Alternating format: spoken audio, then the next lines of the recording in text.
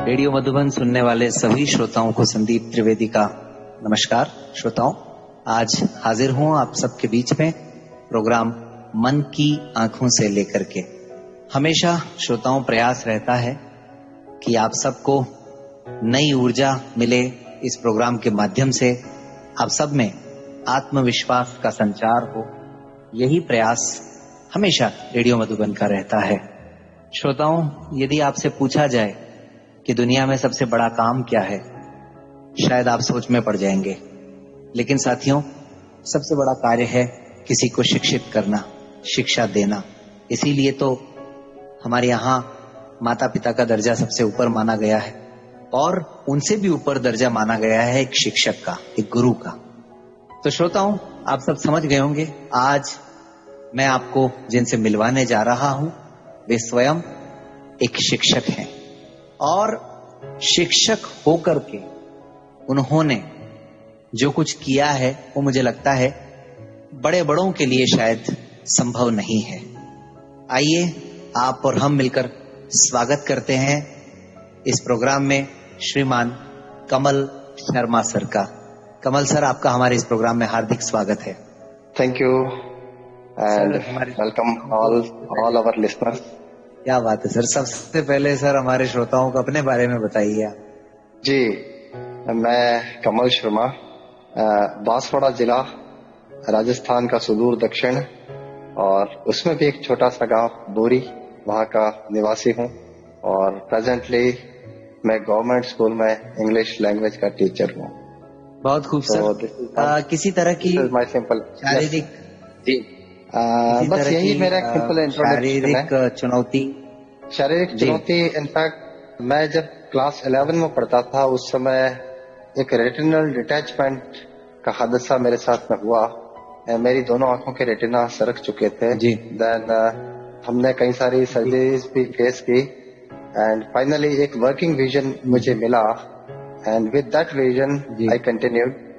तो फिर मेरी कॉलेज की स्टडीज हुई, यूनिवर्सिटी की पढ़ाई हुई and then I got a job और 2007 से मैं ऑलमोस्ट ब्लाइंड हो चुका हूँ। तो बस यही बात है कि यस। तो सर मतलब इतनी लेट जब आपका विजन गया तो निश्चित रूप से आपके लिए जीवन को मतलब सामान्य बनाना तो बड़ा मुश्किल रहा होगा। बिल्कुल, ये डिफिकल्टी आती है अगर लेट ब्लाइंडनेस आपके अंदर है तो स्वाभाविक सी बात है कई सारी चीजें नए सिरे से सीखनी पड़ती हैं। जो बर्थ से ब्लाइंड होते हैं उनके लिए काफी चीजें आसान हो जाती हैं, लेकिन जो बाद में ब्लाइंड होते हैं उनके लिए बहुत मुश्किल होता है। तो हालांकि ये जरूर है कि जब मैं 17-18 ईयर्स का था तभी से मेरा विजन तो लो था, लेकिन ये ब्लाइंडनेस वाला जो है वो 2007 के अंदर ये हुआ था। तो आपने बताया सर आप अंग्रेजी विषय के शिक्षक हैं, राइट? एक ऐसा इलाका सर जहां पर हिंदी भी आमतौर पर लोग ठीक से नहीं बोलते हैं, वहां आपने अंग्रेजी के साथ आगे बढ़ने का कैसे सोचा सर? बेसिकली मैं एक साइंस का स्टूडेंट था और साइंस में आज भी मेरा इंटरेस्ट है। आज भी मैं कई सारे जर्नल्स वगैरह साइंस के पढ़ता हूँ जी। और लेकिन अनफॉर्चुनेटली मुझे साइंस छोड़ना पड़ा बिकॉज डॉक्टर ने मुझे साफ बोला था कि you can not go on with science. तो और इवन कि मुझे तो ये बोला था कि आप स्टडी भी नहीं कर सकते। मेरे पेरेंट्स ने मुझे बोला था कि पढ़ाई वढ़ाई सब छोड़ दो, अब नहीं हो सकती। और यहाँ तक कि मेरे अंकल ने मुझे ये भी बोला था कि अगर तुम पढ़ाई करोगे और डिग्री हासिल भी कर लोगे तो उस डिग्री का क्या करोगे जिससे तुम देख नहीं पाओगे। अच्छा। तो मैंने कहा कि ये डिग्रियां तो तालीम की रसीदें हैं केवल। जी जी जी, बिल्कुल सही। तो ये डिग्रियां जो है ना वो तो केवल हम जो खर्च करते हैं उसकी रसीदें हैं, बाकी ज्ञान तो जो है वो कहीं न कहीं जीवन से प्राप्त होता है। क्या बात है सर, बहुत खूब जी। तो फिर अंग्रेजी का सफर कैसे शुरू हुआ सर? तो यस, जब मैंने साइंस छोड़ा तो फिर एक्चुअली हमारा फैमिली का बैकग्राउंड भी ज्यादातर लिटरेचर से है और मुझे भी बीइंग ए साइंस स्टूडेंट मैंने उसके दौरान भी मैंने कई सारे हिंदी लिटरेचर की कई सारी बुक्स वगैरह पढ़ी थी तो एक लिटरेचर का सेंस पहले से था और एक पैशन भी था लिटरेचर का। तो इस हिसाब से देखा गया कि इंग्लिश एक अच्छा सब्जेक्ट अपने लिए रहेगा, और मेरा इंटरेस्ट भी था इंग्लिश में जी। एंड देन मैंने अपना ग्रेजुएशन इंग्लिश में किया, एंड देन पोस्ट ग्रेजुएशन भी मैंने मोहनलाल सुखाड़िया यूनिवर्सिटी उदयपुर से मैंने किया, और डिपार्टमेंट ऑफ इंग्लिश से मेरी पढ़ाई हुई वहां पर। और उस समय खास तौर पे प्रॉब्लम ये हुआ करती थी क्योंकि मैंने 86 के बाद से अपना ग्रेजुएशन शुरू किया था, एंड 89 तक मेरा ग्रेजुएशन पूरा हो गया। देन मैं यूनिवर्सिटी में मैंने एडमिशन लिया था डिपार्टमेंट ऑफ इंग्लिश में, और वहां पर एक जरूर ये प्रॉब्लम आई बार बार, एक प्रिंट डिसेबिलिटी क्या होती है, उसको किस तरह से फेस करना पड़ता है चीजों को, वो मुझे काफी बिटर एक्सपीरियंस वहां पर मिला। क्योंकि बुक्स बहुत सारी थी, लगभग 40 से 45 किताबें मास्टर्स डिग्री के अंदर प्रीवियस ईयर के अंदर आपको पढ़नी पड़ती हैं। बिल्कुल। एंड उस समय पढ़ना मेरे लिए बहुत बड़ी चुनौती थी, तो कई बार फ्रेंड्स वगैरह मदद कर दिया करते थे, छोटी मोटी कुछ करके मुझे बता दिया करते थे। और ज्यादातर प्रोफेसर जब क्लास में पढ़ाते थे तो मैं बहुत अटेंटिवली उनको सुनता था और सुन करके चीजों को समझता था, और इस तरीके से अपने एग्जाम्स लिख के आता था। तो उस समय तो सर आपने बिल्कुल नहीं सोचा होगा कि मतलब ऐसे व्यक्ति जो देख नहीं पाते उनके लिए तकनीक ने सब कुछ आसान बना दिया है, या फिर रिकॉर्डिंग या इस तरह की सुविधाएं हैं। कभी ऐसा किसी से सुना था, या बस आपको तो यही था जैसे भी हो मुझे आगे बढ़ना है, चाहे जिसकी भी मदद मिल जाए?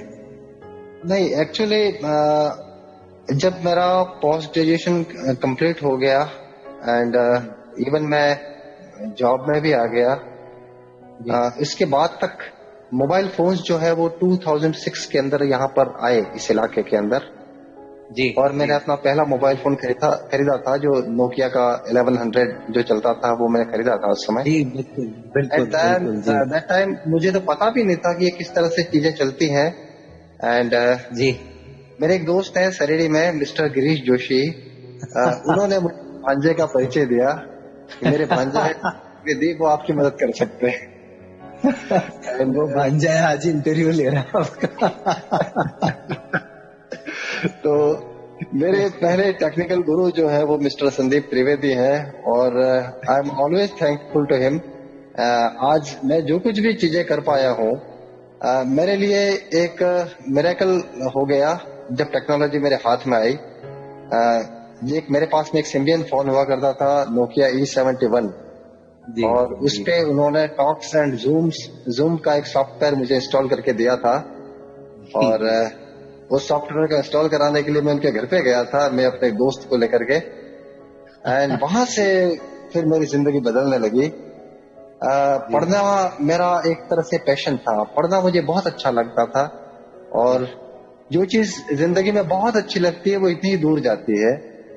तो मेरे हाथों से लगभग किताबें छीन ली गई थी, लेकिन वापस लौट करके टेक्नोलॉजी के रूप में मेरे पास में आ गई, और तब से मैं लगातार अखबार पढ़ना, वेब कंटेंट सारा सर्च करना, उसके बाद मल्टीपल किताबें पढ़ना, अलग अलग ऑथर्स की पढ़ना, अलग अलग फॉर्मेट में पढ़ना, वो सारी चीजें फिलहाल मैं कर रहा हूँ। क्या बात है, ये बड़प्पन है सर आपका कि आपको इतना सब कुछ आज भी याद है, मतलब। बिल्कुल। तो सर ये मतलब स्कूल टीचिंग से ही आप मतलब सेटिस्फाइड रहे, या आपने सोचा कि नहीं यार ये काम नहीं है जिसके लिए मैं आया हूँ इस दुनिया में? आपको ये कभी एहसास तो हुआ होगा, फिर आपने फिर क्या किया उसके लिए? देखिए, टीचिंग को अगर देखें तो मेरे ख्याल से टीचिंग के क्षेत्र में जो भी व्यक्ति काम कर रहा है उसके कंधों पर एक बहुत बड़ी जिम्मेदारी होती है, और बहुत ही बड़ा नोबल प्रोफेशन है ये। और अगर कोई व्यक्ति अपनी जिम्मेदारी समझता है तो उसके ऊपर बहुत बड़ी जिम्मेदारी है ये। और इससे बड़ी बात क्या हो सकती है कि आप देश के बहुत बेहतर नागरिक तैयार करने जा रहे हैं, और चाहे वो आप प्राइमरी सेक्शन को पढ़ाएं या सेकेंडरी लेवल पे पढ़ाएं या हायर एजुकेशन में पढ़ाएं, आपके पास में चुनौतियां हमेशा होती है। और जब भी आप किसी काम को करते हैं पूरी सिंसियरिटी के साथ में करते हैं, पूरे डेडिकेशन के साथ में करते हैं, तो निश्चित रूप से उसका एक जबरदस्त आउटकम होता है। और मैंने एक्सपीरियंस किया है कि चाहे मैं कहीं पर भी रहा, स्टूडेंट्स के साथ में मेरा बहुत ज्यादा अटैचमेंट रहा और विद्यार्थियों का मेरे प्रति भी रहा, और मैंने मैक्सिमम जहां तक भी पॉसिबल हो वहां मैंने उनके साथ जस्टिस करने का प्रयास किया, और उनके साथ जस्टिस करने के लिए मैंने अपने आप को काबिल बनाने पर भी ज्यादा फोकस किया, क्योंकि काबिलियत हमारे अंदर होगी तो हम दूसरे को दे पाएंगे। एग्जैक्टली। तो स्कूल टीचिंग से बाहर निकल करके आपने दूर दराज के ग्रामीण अंचल के बच्चों को और उन सबको ट्रेंड करना कब शुरू किया सर, और उसके क्या आउटकम्स निकल करके आए? यस एक्चुअली मैं जब मेरी पोस्टिंग हुआ 92 के अंदर, उसके बाद से लगातार मैं टीचिंग से जुड़ा रहा, और स्कूल के अलावा भी क्योंकि गांव है तो यहाँ पर कई सारे बच्चे आते थे घर पे, उनको भी मैं लगातार पढ़ाता रहता था। और हुआ ये कि 2011 के अंदर कुछ स्टूडेंट्स मेरे पास में आए, कई 5 स्टूडेंट होंगे कोई, और उन लोगों ने मुझे बोला कि सर हमें कुछ इंग्लिश में सीखना है। तो मैंने उनको सिखाना चालू किया, और सिखाते सिखाते सिखाते मैं बहुत कुछ सीख गया। और ऐसा हुआ कि धीरे धीरे धीरे करके, क्योंकि हर चीज इस प्रकृति की हर व्यवस्था, प्रकृति की हर चीज एक व्यवस्था के अंदर है, एक ऑर्डर के अंदर है। और जब मैं लैंग्वेज के अंदर गया तो मैंने वहां पर भी पाया कि वही नेचर का ऑर्डर वहां पर भी है। उस ऑर्डर को मैंने समझने का प्रयास किया, लैंग्वेज के ऑर्डर को समझा, मैंने उस व्यवस्था को समझा, और मैंने कई सारी मदर टंग के साथ में इंग्लिश लैंग्वेज को कंपेयर किया। इस तरह से कई सारी और लैंग्वेजेस के साथ में उसको कंपेयर किया, और मैंने पाया कि हर चीज संसार की एक व्यवस्था के अंदर है, और सिर्फ आपको ऑर्डर को समझने की आवश्यकता है, तो आप उस चीज में बिल्कुल सही हो जाते हैं, फिट हो जाते हैं जी। और मैंने 2011 के अंदर जब कुछ स्टूडेंट्स आए जो सीनियर टीचर के लिए जो रिक्रूटमेंट होता है आरपीएससी के द्वारा, उसकी प्रिपरेशन कर रहे थे, तो मैंने उनको पढ़ाना चालू किया। और वो लोग भी आते थे शाम को 8 बजे, और करीब 10 बजे तक वो बैठे रहते थे, और हम आपस में एक म्यूचुअल एक्सचेंज हमारा होता रहता था। इन चीजों पर कन्वर्सेशन ज्यादा होता था, कई सारी एनालिसिस पर हम बहुत लंबी चर्चाएं करते थे, और उस दौरान कई सारी रेफरेंस बुक्स वगैरह उनको भी सर्च करने का मौका मिला। तो धीरे धीरे धीरे करके इम्प्रूवमेंट होता गया, और एक तरह से लैंग्वेज धीरे धीरे धीरे मेरे अंदर उतरने लगी, और मैंने महसूस किया कि ये दिव्य ज्ञान मुझे प्राप्त हुआ है, और वो भी जो फिजिकल फॉर्म में जो किताबें होती उनसे नहीं, केवल एक चिंतन से प्राप्त हुआ मुझे। एग्जैक्टली वही मैं पूछना चाह रहा था, मतलब कि टीचर को किसी एक क्राइटेरिया में क्या रख पाना संभव है सर? टीचर को अगर हम कहें तो टीचर किसी भी लिमिटेशंस के अंदर समा नहीं सकता। बिल्कुल। टीचर वो सबसे बेस्ट टीचर है मेरे ख्याल से, जो टीचर को मैं जिस तरह से डिफाइन करता हूं, मैंने हमेशा इस बात पर ध्यान दिया है, खुद पर भी और औरों के लिए भी मैंने ये कहा है कि जब तक आप जो विश्वास है, जो जानकारियां आपको दी जा रही है, उन जानकारियों का संग्रह आप करते जाएंगे, तब तक सिंपली आप एक छोटा सा एक डिवाइस है जो इंफॉर्मेशन को स्टोर रखता है। बिल्कुल। अगर आप प्रोडक्टिव बनना चाहते हैं, वो कहते हैं there is no greater teacher than the world around you. संसार में आपके चारों तरफ जो संसार है, उससे बड़ा कोई टीचर नहीं है। बिल्कुल sir. Learn from what is happening in the world. जी। Wherever you go, try to learn. आप अगर किसी से बात भी करते हैं तो आप सीखने का प्रयास करें। You can learn even from a child. Yes sir. तो मैंने हमेशा लर्निंग का एक एटीट्यूड रखा, और मैंने दूसरों को भी ये बात बताई कि आप अगर सीखना चाहते हैं तो आप करके सीखें, आप बोझ से सीखें, जीवन से सीखें, तो कुछ ज्यादा सीख पाएंगे, और जो ट्रेडिशनल है उससे भी ज्यादा कुछ और सीख पाएंगे आप। अगर मैं आपसे पूछूं सर कि आपके एज ए टीचर उपलब्धियों की बात करें तो आप क्या बताएंगे सर? उपलब्धियों की अगर बात करें तो जिन स्कूलों में मैंने पढ़ाया है जी, वो बच्चे आज भी जब मुझे मिलते हैं तो कहते हैं कि सर बस आपको हम बहुत मिस करते हैं।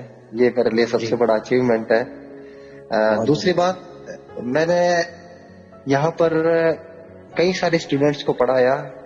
अराउंड 3000 स्टूडेंट्स मेरे पास में पढ़ के गए हैं जिन्होंने वेरियस कम्पिटिटिव एग्जाम्स की प्रिपरेशन की है, और उसमें से करीब 200 स्टूडेंट ऐसे हैं जो आरपीएससी द्वारा आयोजित 3rd ग्रेड, 2nd ग्रेड और लेक्चरर्स के एग्जाम है, और अदर कम्पिटिटिव एग्जाम जैसे आरएएस वगैरह में भी जो स्टूडेंट तैयारी करते हैं वो इंग्लिश लैंग्वेज पढ़ने के लिए मेरे पास आया करते थे। जो लोग एमबीए करते हैं वो भी इंग्लिश लैंग्वेज के लिए मेरे पास आया करते थे। बैंकिंग के लिए, एसएससी के लिए भी मेरे पास में पढ़े हुए लोग हैं। तो कई लोग जो सफल हुए हैं, उनकी सफलता को जब मैं देखता हूं तो मुझे लगता है कि मैंने कुछ काबिल लोग विभिन्न विभागों को दिए हैं, और इस बात का मुझे गर्व रहता है।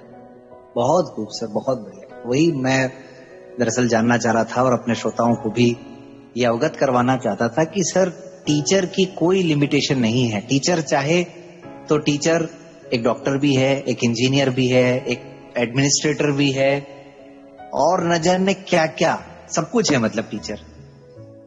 बिल्कुल। मैं यहाँ पर इस मौके पर चाणक्य का एक कोट है जिसको मैं यहाँ पर सबके साथ में शेयर करना चाहता हूँ कि शिक्षक कभी सामान्य नहीं होता, निर्माण और विध्वंस दोनों उसकी गोद में पलते हैं।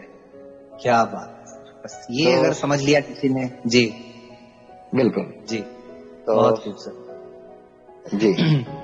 आपने सर जो बताया कि जिस इलाके से आप बिलोंग करते हैं वहां पे मतलब नए आइडियाज को एक्सप्लोर करना और उनको इम्प्लीमेंट करना, क्या ये आसान है या बहुत चुनौतीपूर्ण है? और अगर है तो फिर आपने क्या किया उसके समाधान के लिए सर? तो इसमें मेरा ये मानना है कि प्रतिभा कभी परिस्थितियों की मोहताज नहीं होती, और आप चाहे एक छोटे से गांव में रहते हैं या आप किसी बड़े शहर के अंदर रहते हैं, किसी मेट्रोपॉलिटन शहर के अंदर रहते हैं, आप भारत के किसी देहात में रहते हैं या अमेरिका के किसी बहुत ही हाईटेक सिटी के अंदर रहते हैं, डिपेंड करता है कि आपके अंदर क्या है। बिल्कुल सर। अभी भी कुछ है सर ऐसा मन में कि मुझे अभी ये करना है और जो शायद मैं नहीं कर पाया हूँ, ऐसा कुछ लगता है सर आपको? करता है आपके अंदर है, दैट इज वेरी इंपॉर्टेंट जी। कि अगर आपके अंदर कुछ करने का जज्बा है तो न तो आपका गांव मायने रखता है, न आप किस शिक्षण संस्था में पढ़े हैं वो मायने रखता है, न आपकी जाति, धर्म, लिंग कोई मायने नहीं रखता। बस ये बात है कि वो पोटेंशियल आपके अंदर होना चाहिए कि वो जो गुब्बारे बेचने वाले को जब पूछता है बच्चा कि काले वाला गुब्बारा इतना ऊंचाई पे कैसे उड़ता है, तो गुब्बारे वाले का जो जवाब होता है कि गुब्बारा अपने रंग के कारण नहीं उड़ता है, उसके अंदर जो है उसके कारण उड़ता है, उसमें कौन सी गैस भरी हुई इसके कारण वो उड़ता है। बिल्कुल सर, क्या बात। तो ये बहुत इंपॉर्टेंट है कि आपके अंदर क्या है। आप किसी छोटे से गांव में गवर्नमेंट के स्कूल में पढ़ करके आप बहुत कुछ कर सकते हैं, और अगर आपके अंदर कोई बात नहीं है, वो बात नहीं है, तो ऑक्सफोर्ड यूनिवर्सिटी में पढ़ने के बाद भी आप कुछ नहीं कर सकते। बिल्कुल सर, बहुत खूब। मतलब काफी बातों ही बातों में आपने इम्पोर्टेंट बातें हमारे श्रोताओं को बताई। लेकिन मैं ये पूछ रहा था सर कि अभी भी आपके मन में है कोई ऐसी बात कि मुझे अपनी लाइफ में ये करके दिखाना है, या मतलब यहाँ पर इस इलाके में मुझे लैंग्वेज बैरियर को दूर करने के लिए अभी ये काम करना बाकी है?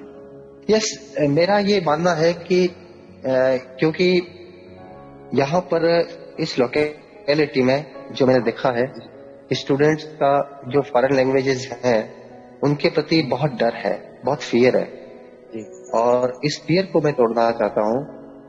उनके लिए जब तक मैं जिंदा हूँ my classes will go on, और पढ़ाता रहूंगा, कोशिश करता रहूंगा कि इनका डर दूर हो। और क्योंकि इंग्लिश एक इंटरनेशनल लैंग्वेज है। आज आप टेक्निकल एजुकेशन में जाना चाहते हैं तो अगर आपकी इंग्लिश नहीं है, आपके पास में अच्छा विषय पर अधिकार नहीं है, तो आप न तो मेडिकल के कोर्सेज ठीक से पढ़ सकते हैं, न इंजीनियरिंग के कोर्सेज पढ़ सकते हैं, न मैनेजमेंट के कोर्सेज पढ़ सकते हैं।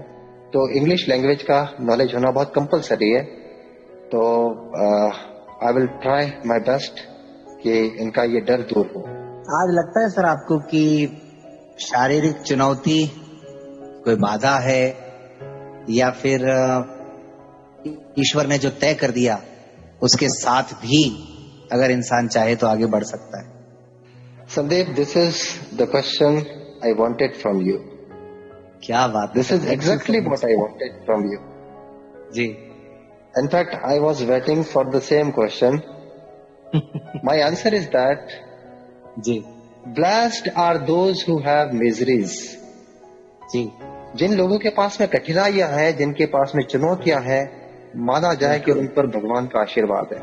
आशीर्वाद है, एग्जैक्ट। ईश्वर ने उन्हें चुना है। जी। एंड जो ऑड सर्कमस्टेंसेस हैं, they make you learn in life. एक सीधी सरल जिंदगी से आप कुछ नहीं सीख सकते हैं। तो यहाँ सीखने की एक अपॉर्चुनिटी ऊपर वाले ने दी है। I am always thankful to God for my visual impairedness. कि शायद अगर एक बार रिकॉर्डिंग क्लब का एक कन्वेंशन था उदयपुर के अंदर। जी। उस कन्वेंशन के अंदर मैं एक लेक्चर देने के लिए पहुंचा था। जी। And Mrs Seema Malik, yes yes, arts college Udaipur के अंदर वो डीन है। जी जी जी। वो हमारी को स्पीकर थी। जी। और मैं भी था उस लेक्चर में। जी। उस समय मैंने एक बात कही थी and Mrs Seema Malik quoted my statement. Yes. तो मैंने एक बात कही थी कि प्रकाश और अंधकार में जो फर्क है वो ये है कि प्रकाश को जनरेट करना पड़ता है किसी सोर्स के माध्यम से, चाहे वो हमारा बिजली का बल्ब हो या कैंडल हो या इवन सन हो। सूरज भी रोशनी को पैदा करने का एक सोर्स है। Light is to be generated, लेकिन जो अंधेरा है वो शाश्वत है। जो अंधेरा है वो शाश्वत है, उसे जनरेट नहीं करना पड़ता। और जो शाश्वत है वो हमारे पास है, तो हमारी ताकत औरों से 10 गुना बढ़ जाती है। जी। तो मुझे लगता है कि ये अंधेरे बहुत कुछ सिखाते हैं। ये इन अंधेरों की कोख से ही रोशनी पैदा होगी। क्या बात है सर, गजब। ये मतलब आज का आपका मतलब कोट ऑफ द प्रोग्राम कह सकते हैं। जबरदस्त सर। अगर सीखना चाहे इंसान तो कहीं से भी शुरुआत हो सकती है, कैसे भी हो सकती है, किसी भी परिस्थिति में हो सकती है। तो श्रोताओं, अभी आपने आदरणीय कमल सर को सुना, जिन्होंने बहुत ही सहज तरीके से ये बताने का प्रयास किया कि चाहे कोई भी शारीरिक चुनौती हो, कैसी भी परिस्थिति हो, चाहे पद कैसा भी हो, लेकिन इंसान चाहे तो बहुत कुछ कर सकता है। हमेशा उसको अपनी चेतनाओं को जागृत रखना पड़ता है। उम्मीद है श्रोताओं, आप सबको आज का ये प्रोग्राम पसंद आया होगा। हमेशा की तरह यदि आप इस प्रोग्राम पर अपना कोई सुझाव, अपनी प्रतिक्रियाएं देना चाहें तो 9414151415 पर कॉल करें। और आप रेडियो मधुबन का जो ऐप है हमारा, वो प्ले स्टोर से ले सकते हैं। इसके अलावा आप मेल करना चाहें तो info@radiomadhuban.in पर। देखिए, आपके सुझाव, आपकी प्रतिक्रियाएं ही हमें ये बताएंगी कि हमें और इस प्रोग्राम को किस प्रकार डिजाइन करना चाहिए। तो उम्मीद है आप सब प्रतिक्रियाएं जरूर देंगे। मिलते हैं अगले शनिवार फिर किसी और नई हस्ती के साथ।